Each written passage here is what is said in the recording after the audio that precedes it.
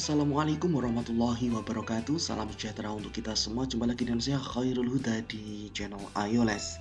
Pada kesempatan kali ini kita akan membahas kelanjutan dari soal penilaian akhir tahun untuk mata pelajaran PAI ya adik-adik untuk kelas 8. Nah, untuk lebih jelasnya lagi, di sini akan kakak tunjukkan cover dari soal ini. Oke, nah ini adalah soal yang diambil dari Bank Soal Nasional Dinas Pendidikan Kebudayaan Kabupaten dan bisa dipakai di seluruh Indonesia. Semoga di sekolah adik-adik juga memakai soal ini.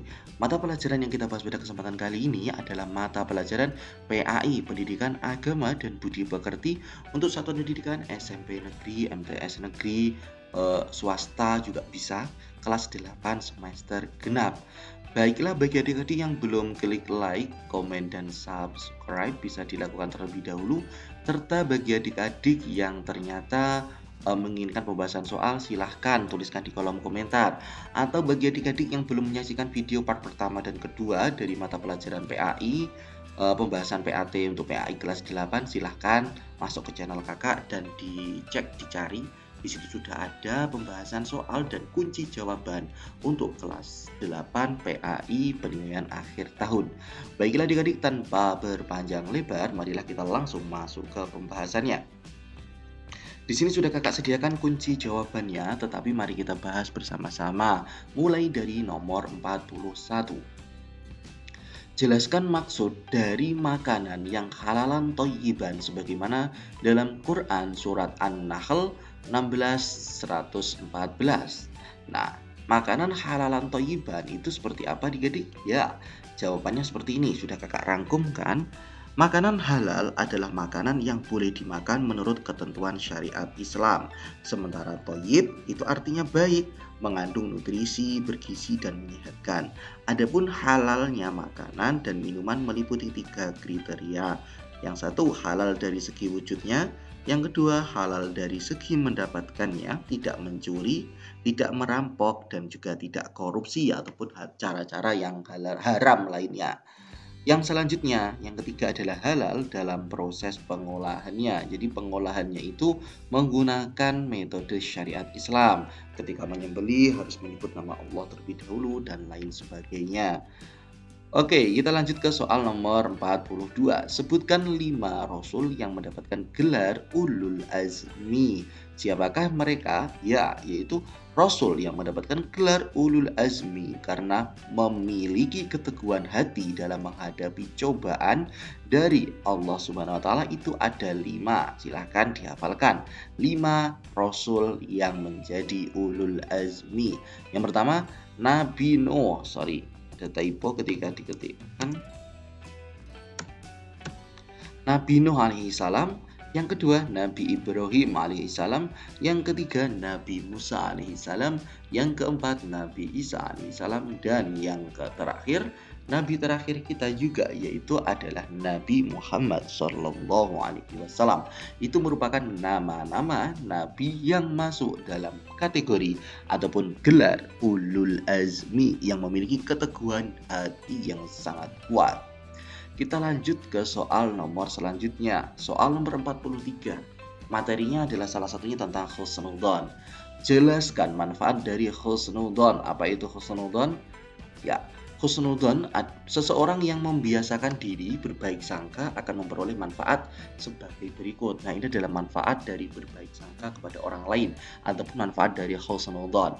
Yang pertama, hidup menjadi lebih tenang dan optimis. Yang kedua, yakin bahwa terdapat hikmah di balik segala penderitaan dan kegagalan. Yang ketiga, membentuk pribadi yang tangguh. Yang keempat, menjadikan seorang yang kreatif.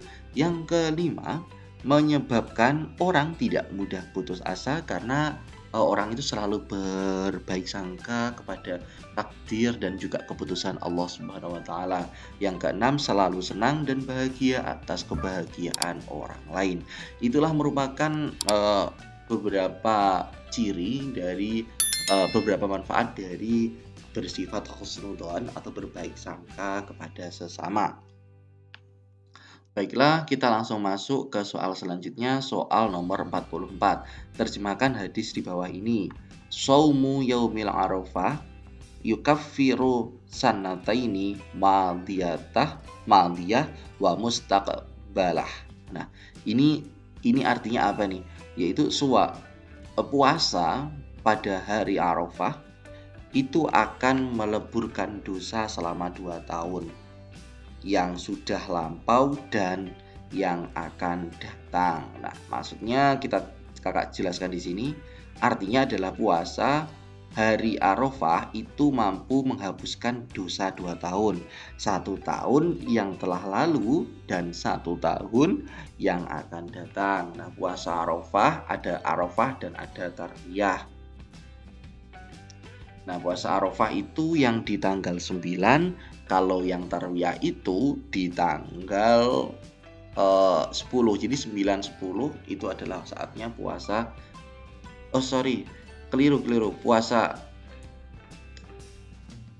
Tarwiyah dan Arafah itu tanggal 9, Tarwiyah itu tanggal 8. Dan tanggal 10-nya itu adalah hari raya Idul Adha. 11, 12, 13 itu adalah hari tasyrik. Mohon maaf, kakak agak ngantuk, jadi agak lupa tadi. Oke, kita lanjut ke soal nomor 5. Jelaskan manfaat mempelajari sejarah pertumbuhan ilmu pada masa Daulah Abbasiyah untuk kehidupan sehari-hari. Nah, oke, kita disuruh menjelaskan nih manfaat dari mempelajari sejarah pertumbuhan ilmu pengetahuan pada Daulah Abbasiyah untuk kehidupan sehari-hari.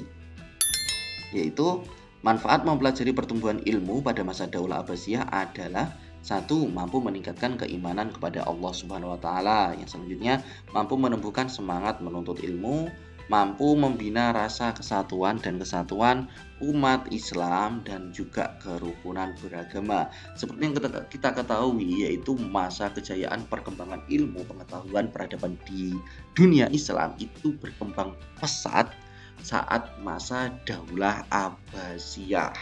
Maka dari itu, ketika kita mempelajari tentang pertumbuhan ilmu pengetahuan, sejarah ilmu pengetahuan pada masa Daulah Abbasiyah, kita mampu mendapatkan beberapa manfaat ini tadi yang kakak sebutkan. Oke, baiklah, terima kasih adik-adik telah membersamai ini sampai akhir pembahasan soal nomor 1 sampai soal nomor 41 sampai soal nomor 45. Apabila ada kurang lebihnya, kakak mohon maaf yang sebesar-besarnya. Semoga apa yang kita pelajari kali ini bisa keluar di ujian nanti semuanya dan bisa mendapatkan nilai yang maksimal. Amin. Demikian pembahasan kali ini kakak akhiri. Apabila ada kurang lebihnya mohon maaf yang sebesar-besarnya. Akhirul kalam. Wassalamualaikum warahmatullahi wabarakatuh.